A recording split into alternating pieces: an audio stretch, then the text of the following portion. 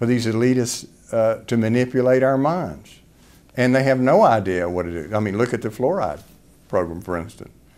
Here it started out, it's very safe, it's very benign. Now, 60 years later, we find out, well, no, it's increased cancer rates 10%. It makes tumors grow faster. It increases bone fractures. It produces reproductive problems. What's one of the major things that's just exploded since I've been in medical school is infertility in young people. Fertility clinics are everywhere. Young people are having trouble conceiving. And no one has a scientific explanation other than these things that are being added to water and food, etc., that are known to affect human reproduction.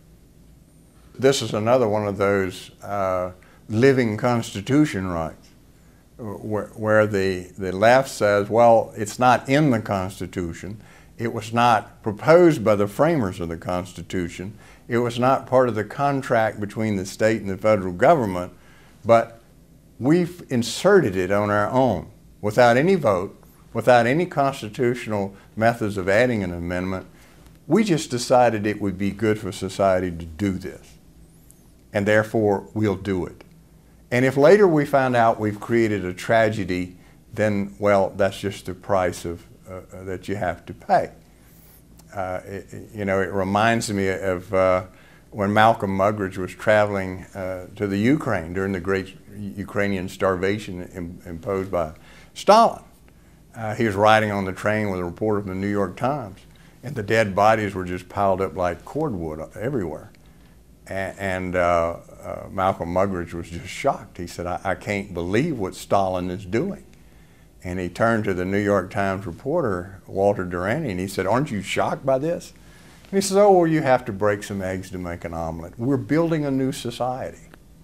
Well, this is their idea. This is their same viewpoint.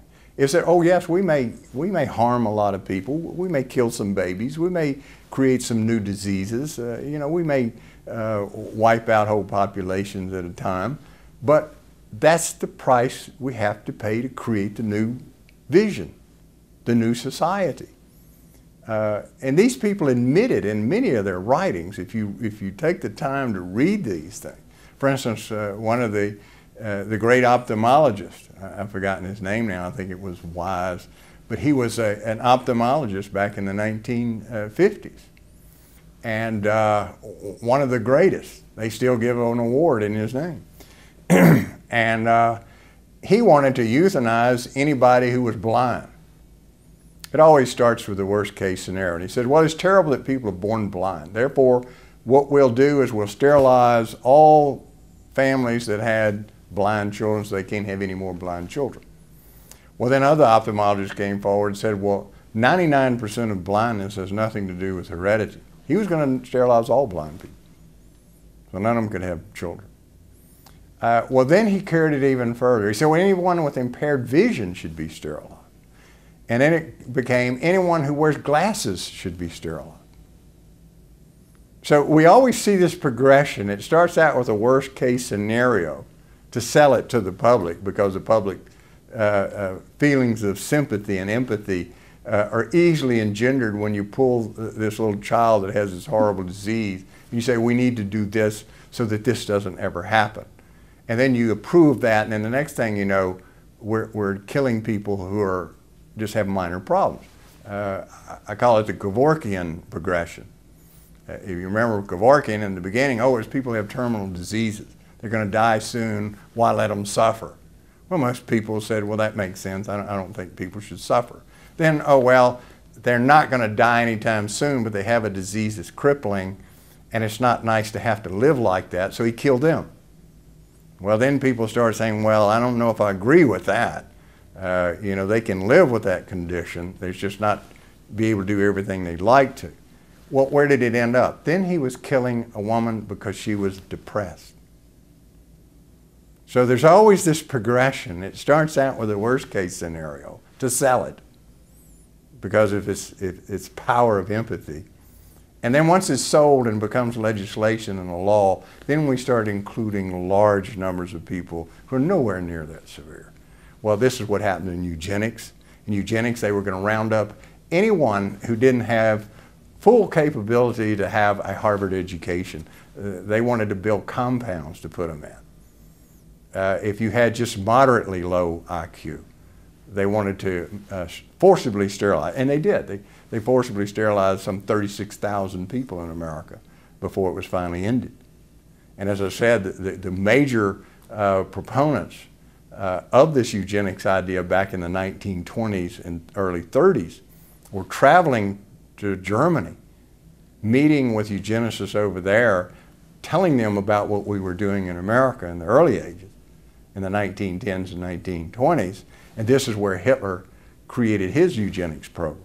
Hitler was, exchanging eugenicist ideas with people from the Rockefeller Foundation. Stoddard was one of these people. He wrote a book about it, in which he was exchanging these eugenics ideas from the Rockefeller Foundation with Hitler. And Hitler built this huge program of forced sterilization of people he felt like shouldn't reproduce. That's what stopped the eugenics movement in America, and the Rockefeller people, according to Dr. Lilly, and she had access to the Rockefeller records by permission of the family. According to that, he ended that program and told them, don't use the name eugenics anymore. We're going to use the name social engineering so that people won't know what we're doing, that we're continuing this program under a different name. But it all started out in 1910 with the idea of science of man, of recreating man. Scientific discovery took place as we learned more about cells, we learned about DNA, we learned about inheritance patterns, how genes worked, how you could turn them on and off, as our pharmacology became more sophisticated. All of this increased our ability technologically to carry out some of these things. Now you have to realize most of molecular biology is beneficial. I'm not opposed to molecular biology. The vast majority of it is extremely beneficial. But that gives you a huge cover, because you can't attack molecular biology. So, well, what about the things we learned to stop diabetes? What about the things we're doing now with heart disease and cancer? It all came because of molecular biology. Well, I admit that, and I'm for that. I think we should continue molecular biology. What we should divorce from it is an elitist idea that government, in conjunction and using this technological ability, can force behavioral changes in people against their will. To use this technology to change your ability to have independent thought. There's a neuroscientist by the name of Delgado, who was one of the leading experts in the world of deep brain stimulation. He suddenly disappeared from the scene, stopped publishing papers, stopped writing books, didn't attend conferences any longer. And I think it was Discover magazine traced him down and found him and asked him, what are you doing now? And he said, well, I work for the federal government on a secret project.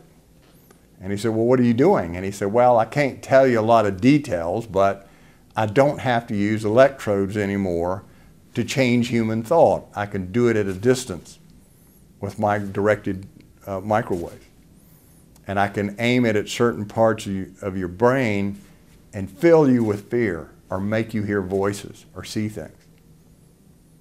And he said, that's all I can tell you, but I get unlimited money, the best laboratory in the world, and all I want to do this research.